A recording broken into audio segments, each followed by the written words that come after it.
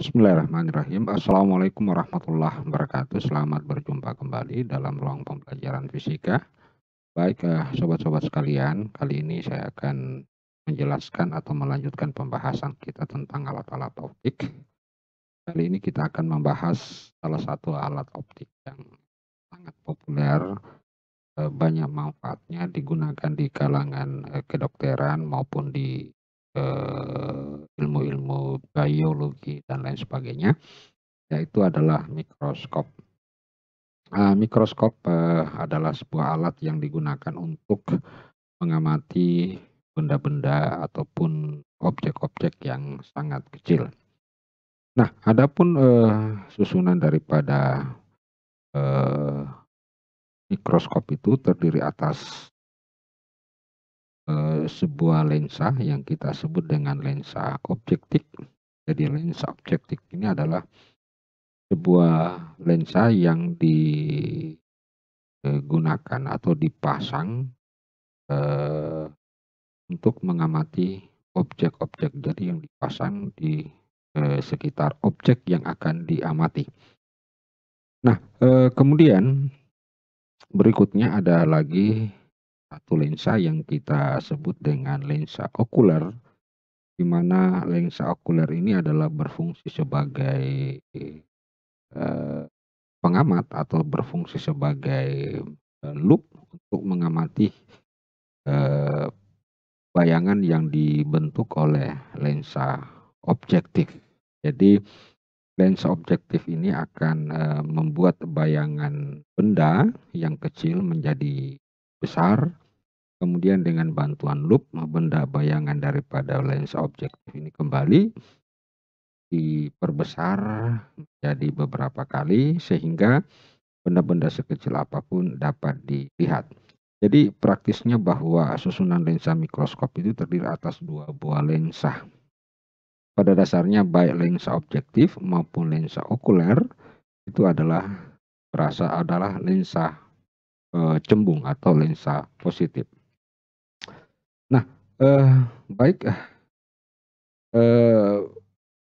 kita lihat ya, ini adalah lensa objektif, kemudian adalah lensa okuler. Jadi lensa okuler ini adalah di sekitar mata, sedangkan lensa objektif adalah lensa yang berhadapan langsung dengan objek yang akan diamati.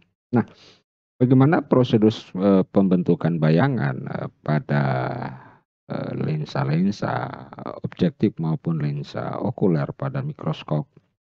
Untuk itu kita perhatikan gambar berikut ini. Ya. Nah, sekarang ada satu pertanyaan. Untuk lensa objektif ini, persyaratan yang harus dipenuhi yaitu bendanya harus ditempatkan pada ruang kedua ya. Jadi bendanya itu berada pada ruang kedua. Nah, ini kan ruang pertama, ini ruang ketiga. Nah, mengapa mesti pada ruang kedua? Ya, mengapa mesti pada ruang kedua, bukan di ruang pertama, bukan di ruang ketiga? Jadi alasannya sederhana bahwa objektif ditempatkan pada ruang kedua agar bayangannya berada di belakang lensa. Ya, agar bayangannya berada di belakang lensa. Oke. Nah, kalau ditempatkan di ruangan pertama, maka bayangannya ada di ruang keempat. Ini akan ada di ruang keempat ini. Nah, tentu dalam kondisi seperti ini, maka lensa ini berfungsi sebagai loop ya, karena kalau loop harus ditempatkan di ruang pertama. Nah, kemudian kenapa benda ini tidak ditempatkan di ruang ketiga? Ya, walaupun di ruang ketiga nanti ujung-ujungnya bayangannya berada di belakang lensa objektif. Ya, tetapi dari tiga ke dua itu malah bukannya membesar, tapi justru mengecil. Padahal kan fungsi mikroskop itu adalah untuk memperbesar bayangan dari sebuah benda yang diamati. Jadi keputusan terakhir untuk agar bayangan benda yang sangat kecil ini bisa membesar, bayangannya bisa besar, maka harus ditempatkan di ruangan kedua. Sekali lagi, kalau di ruangan pertama, maka bayangannya berada di ruang keempat atau di depan lensa ini. Maka fungsi daripada lensa ini tidak lagi berfungsi sebagai mikroskop, tetapi berfungsi sebagai loop. Oke. Nah, setelah kita ketahui bahwa objek yang akan diamati pada mikroskop ditempatkan di ruangan kedua, maka selanjutnya adalah lensa okuler.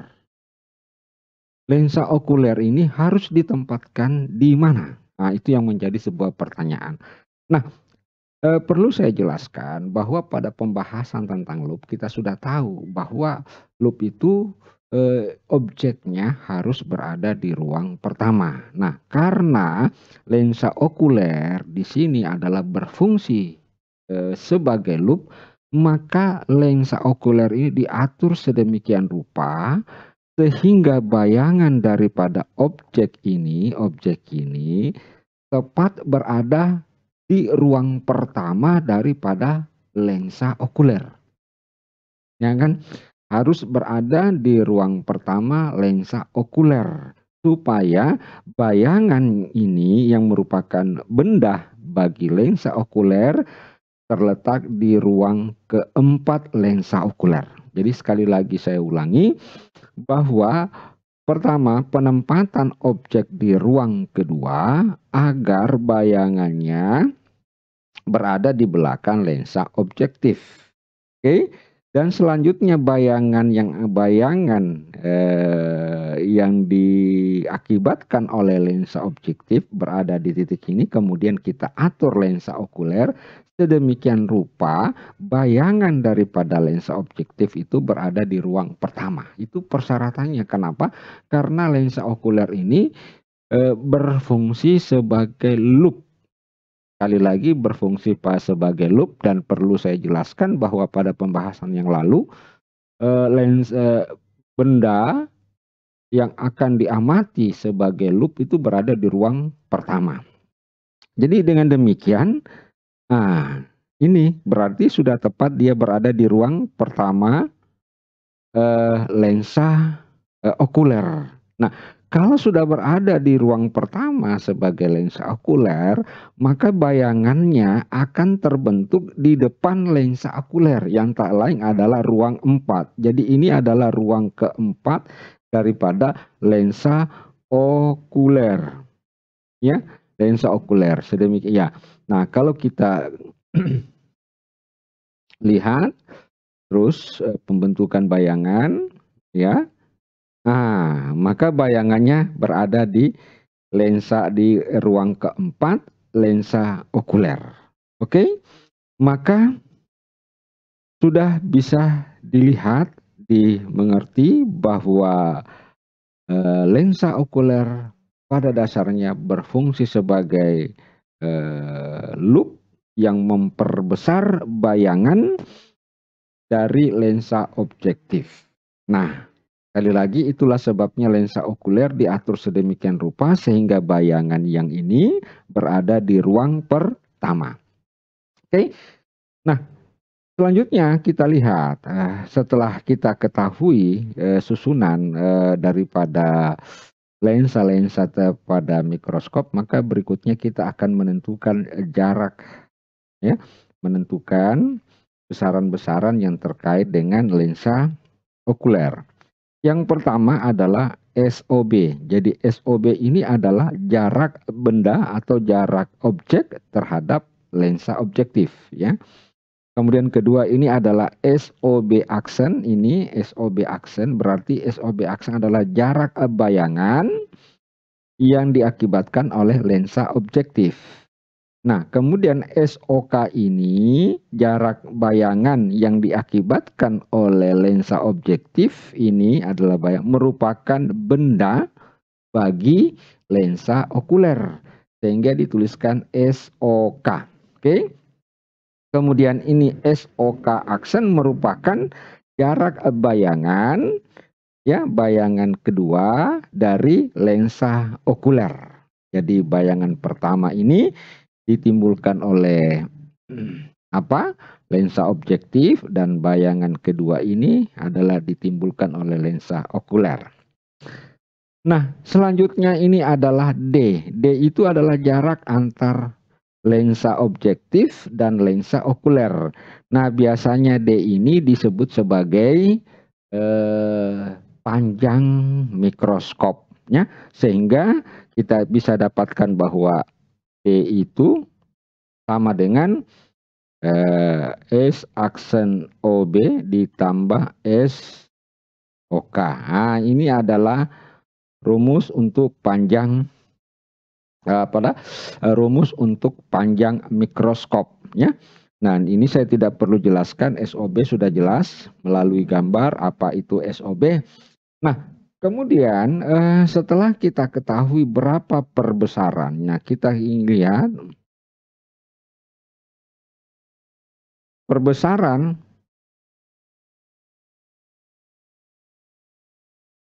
mikroskop itu ada merupakan perkalian antara perbesaran lensa objektif dengan lensa okuler. Jadi merupakan perkalian antara perbesaran lensa objektif dengan lensa okuler.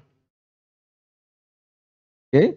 Nah, di mana kita ketahui bahwa perbesaran untuk lensa objektif adalah S aksen OB dibagi dengan S OB. Ya. Sedangkan untuk perbesaran daripada okuler yang tak lain merupakan perbesaran loop, ya, yang tak lain merupakan perbesaran loop, di mana untuk MOK itu sendiri adalah SN dibagi dengan FOK. Ini untuk mata tak berakomodasi, ya.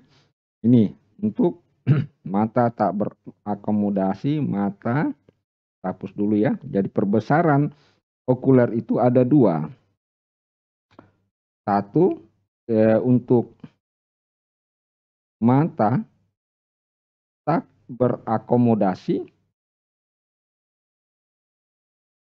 itu adalah MOK sama dengan SN per FOK. Nah, perlu saya jelaskan bahwa lensa okuler ini sama dengan perbesaran dari loop. Sedangkan yang kedua, untuk mata berakomodasi maksimum, ya, maka MOK itu sudah dijelaskan pada loop, yaitu 1 ditambah FN per FOK. Nah, ini dia adalah perbesaran-perbesaran yang yang ada pada susunan lensa, kedua lensa pada mikroskop. Nah, selanjutnya kita lihat. Dengan demikian, kalau kita mensubstitusi perbesaran-perbesaran ini ke dalam M, perbesaran total, maka akan kita dapatkan dua rumus perbesaran, ya. Ada dua rumus perbesaran. Pertama, rumus perbesaran untuk mata tak berakomodasi. Nah, kita beri simbol saja M, ya. Nah, itu adalah S aksen OB, ya, per SOB ini adalah perbesaran lensa objektif, dan ini adalah perbesaran daripada SN sama dengan FOK, perbesaran daripada okuler. Nah, perlu saya jelaskan SN itu sendiri adalah jarak baca normal manusia, yaitu sekitar 25 cm atau 30 cm. Nah, yang kedua, rumus perbesaran mikroskop untuk mata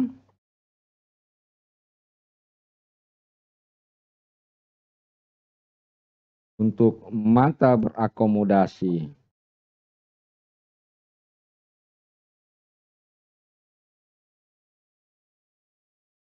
reaksi maksimum adalah M sama dengan S aksen OB, tetap ini per SOB dibagi dengan, ini 1 ditambah SN per FOK. Nah, ini adalah rumus-rumus perbesaran untuk mikroskop. Ya. Rumus perbesaran untuk mikroskop. Baik, saudara-saudara sekalian, untuk memudahkan memahami rumus-rumus tersebut, maka berikut ini ada sebuah contoh soal. Jadi saya langsung bacakan. Ada sebuah mikroskop memiliki jarak fokus lensa objektif dan lensa okuler masing-masing. Jadi kita diketahui lensa objektifnya berapa? 10 mm dan lensa okuler, ya. Ini lensa objektif, nah ini 5 cm. 5 cm itu tak lain adalah 50 mm, ya. Kemudian sebuah benda ditempatkan 11 mm.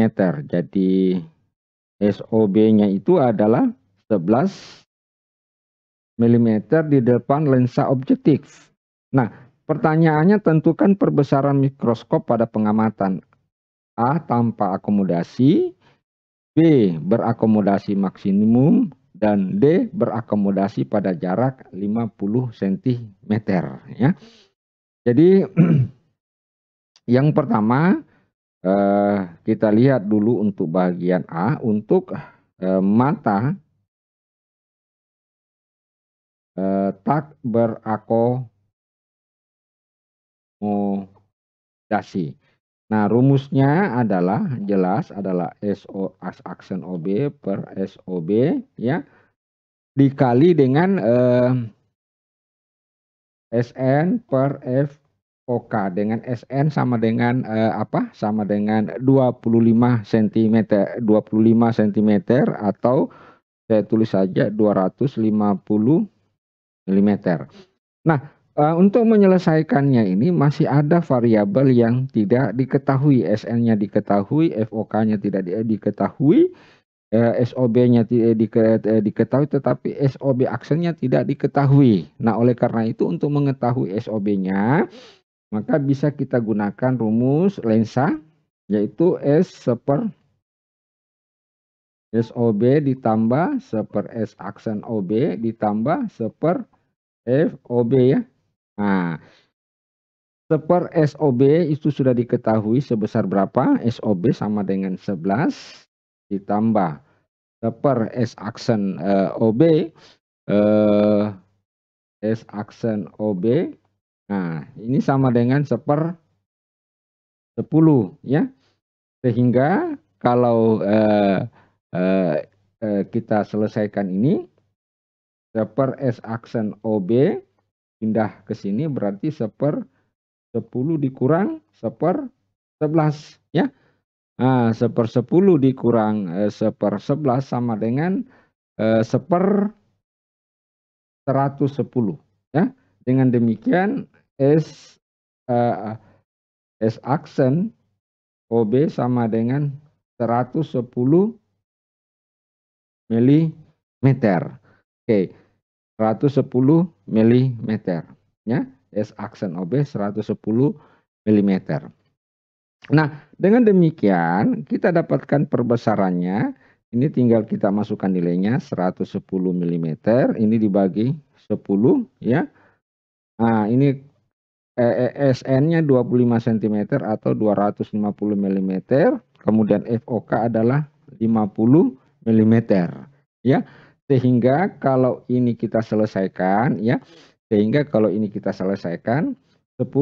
dibagi, ya, tinggal 11, ya.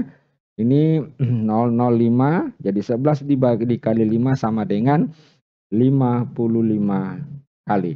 Jadi perbesaran mikroskop untuk mata tak berakomodasi adalah 55 kali. Ya, adalah 55 kali. Nah, selanjutnya, bagaimana, untuk, mata berakomodasi maksimum? Ya, bahagian B, mata yang berakomodasi maksimum. Nah, tentu S aksen OB per S OB, nah ini jadi 1 ditambah ya, Fn per sorry bukan Fn ya, Sn ya, ini Sn per FOK. Nah, tadi kita sudah dapatkan ini SOB aksen adalah sebesar berapa?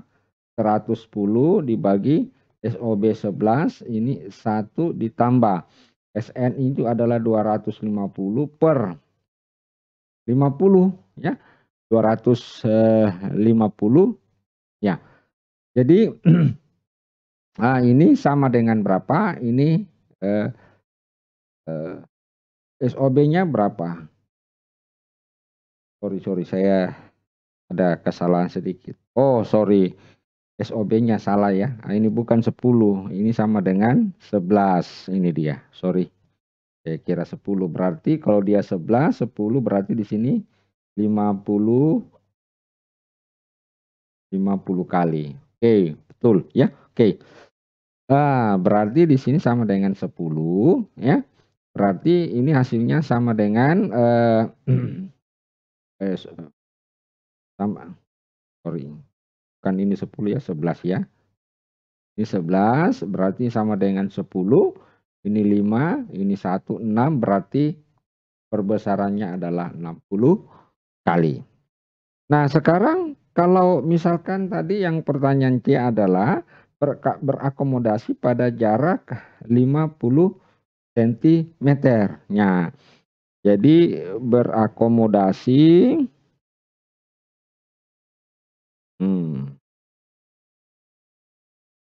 pada jarak Sn ya 50 cm ya. Berarti tetap yang digunakan rumusnya adalah S aksen OB per SOB. Nah, ini adalah Sn per FOK. Nah, SOB-nya sama dengan berapa? 110 dibagi 11. Kemudian ini 50. FOK-nya sama dengan berapa? FOK 50 mm ya. Nah, ini sama dengan 11 berarti perbesarannya adalah jadi 10 kali. Begitulah saudara-saudara sekalian, sobat-sobatku yang saya sangat banggakan.